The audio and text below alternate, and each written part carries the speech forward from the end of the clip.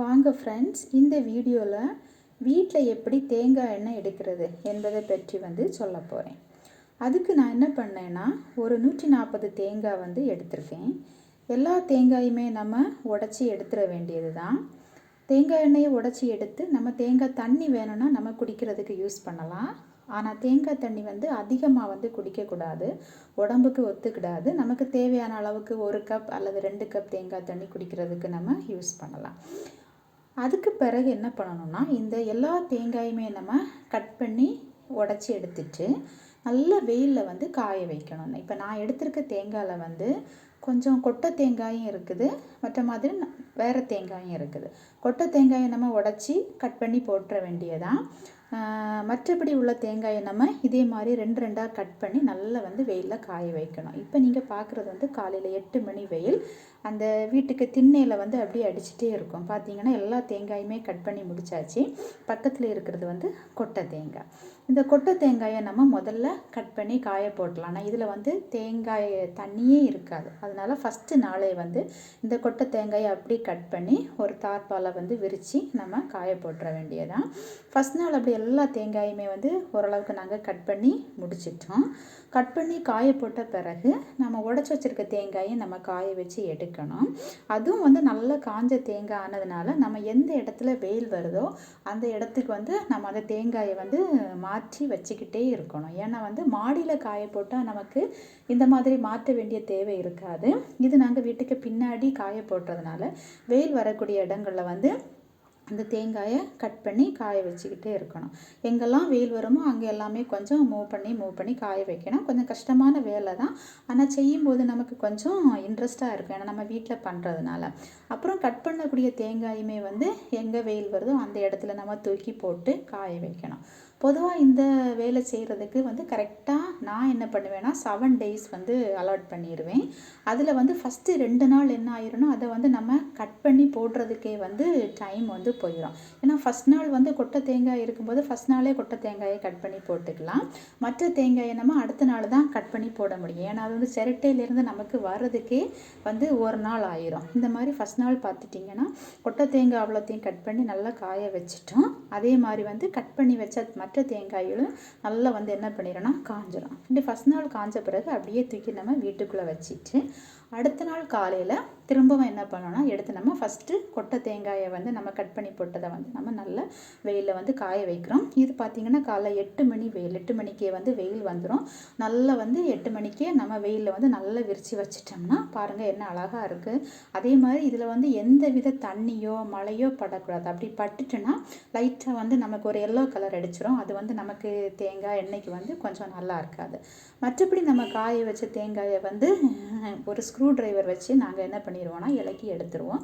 ஒரு 2 days காஞ்சிட்டு 3rd day வந்துட்டுன்னா என்ன பண்ணிடுவோம்னா தானாகவே இலகி வந்துடும். ஆனால் நமக்கு அதுக்குள்ளே டைம் இருக்காததுனால செகண்ட் டேயே காய வச்ச தேங்காயை அப்படியே ஒரு ஸ்க்ரூ டிரைவர் வச்சு கட் பண்ணி எடுத்து செகண்ட் டேயே நாங்கள் என்ன பண்ணிடுவோம்னா எல்லா தேங்காயுமே கட் பண்ணி அதே மாதிரி இன்னொரு தார்பாலை எடுத்து இப்போ நான் என்ன பண்ணுறேன்னா செகண்ட் டே அதை அப்படியே நம்ம விரித்து போடணும்.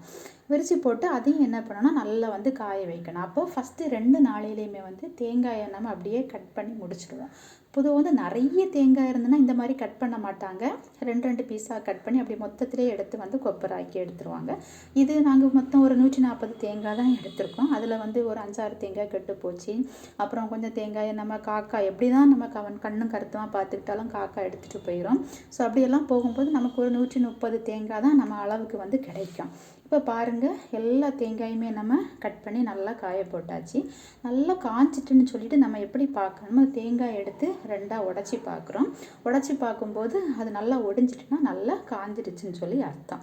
அதுக்கு பிறகு வேறு பெரிய அளவில் வேலை இருக்காது. அப்படியே நம்ம மில்லில் கொடுத்து ஆட்டிட வேண்டியதான். இதோடைய அளவு எப்படி இருக்கும்னா நல்லா 10 தேங்காய்க்கு 1 லிட்டர் எண்ணெய் கிடைக்கும் அப்படின்னு சொல்லிட்டு நம்ம முன்னோர்கள் சொல்லுவாங்க.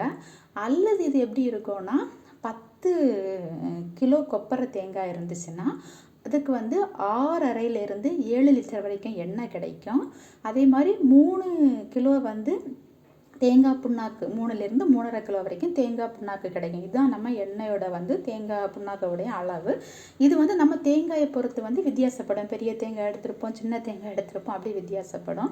எங்களுக்கு இதை பார்த்தீங்கன்னா மொத்தம் வந்து அங்கே வந்து 19 லிட்டர் வந்து கொப்பரை இருந்துச்சு.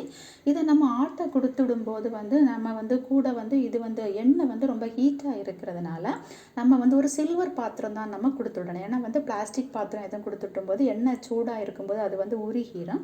அதனால ஒரு சில்வர் பாத்திரம் வந்து நம்ம கொடுத்துட்றோம். எங்களுக்கு இது மொத்தம் எவ்வளோ இருந்துச்சுன்னா 19 லிட்டர் வந்து எண்ணெய் கொப்பரை வந்து இருந்துச்சு. இந்த 19 லிட்டர் கொப்பரையில் நான் பாருங்கள் ஆட்டிட்டு வந்த பிறகு இது வந்து தேங்காய் புண்ணாக்கு. இந்த தேங்காய் புண்ணாக்கு வந்து நமக்கு உடம்புக்கு ரொம்ப நல்லது. இதை நம்ம சாப்பிடலாம், கால்நடைகளுக்கு வந்து தீவனமாக நம்ம யூஸ் பண்ணலாம், செடிகளுக்கு உரங்களாக நம்ம யூஸ் பண்ணலாம். இப்போ என்ன பண்ணுறாங்கன்னா நிறைய வீடுகளில் வந்து தேங்காயோட விலை அதிகமாக இருக்கிறனால அந்த தேங்காய் புண்ணாக்கை வந்து மீனுக்கு மற்ற மாதிரி சமையலுக்கும் யூஸ் பண்ணுறாங்க.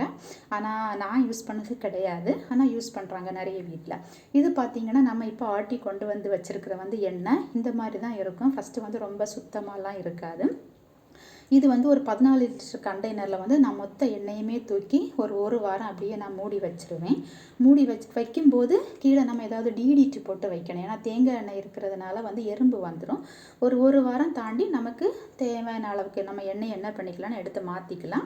இப்போ நான் ஒரு சல்லடை வச்சு, ஏன்னா சின்ன சின்ன துகள் இருக்கும், அதனால வந்து ஒரு சல்லடை வச்சு அவ்வளோ தேங்காய் எண்ணெயுமே வந்து அரிச்சு எடுத்துக்கிட்டேன். இது வந்து ஒரு 8 லிட்டர் வந்து பிளாஸ்டிக் வந்து ஒரு பாட்டில். எனக்கு மொத்தம் வந்து இது ஒரு 8 லிட்டர் பிளாஸ்டிக் பாட்டில் நிறைய வந்து எண்ணெய் கிடச்சிது. அது மட்டும் இல்லை, நீங்கள் பாருங்கள் இந்த எண்ணெய் வந்து பார்க்குறதுக்கு எவ்வளவு சுத்தமாக இருக்குது. அப்படி இந்த எண்ணெய் இருக்கிற இடம் அப்படியே நமக்கு அந்த ரூமில் வந்தாலே அப்படி நல்ல ஒரு மனம் அடிக்கும். அதை பார்க்கும்போதே நமக்கு வந்து மனசுக்கு வந்து ரொம்ப ஒரு சந்தோஷமாக இருக்குது. ஏன்னா நம்ம வீட்டில் பண்ணினது அப்படின்னு சொல்லி திருப்தி இருக்கும். ஒரு 8 லிட்டர் பாட்டில் ஃபுல்லாகிட்டு அதுக்கு பிறகு மீதியை நான் என்ன பண்ணுவேன்னா ஒரு 5 லிட்டர் வந்து சில்வர் வாளியில் வந்து விடுறேன். அதுலேயும் எனக்கு வந்து மேக்ஸிமம் ஒரு 4 லிட்டர் வந்து வரைக்கும் எனக்கு கிடச்சிது. அப்போ 8 லிட்டர் ப்ளஸ் ஒரு 4 லிட்டர் மிச்சம் கொஞ்சம் வேஸ்ட். அப்படி பார்க்கும்போது எனக்கு மொத்தம் 12 லிட்டர் வரைக்கும் எண்ணெய் கிடச்சிது. ஓகே, ரொம்ப மனசுக்கு வந்து சந்தோஷமாக இருந்தது. ஓகே வியூவர்ஸ், தேங்க்யூ ஃபார் வாட்சிங்.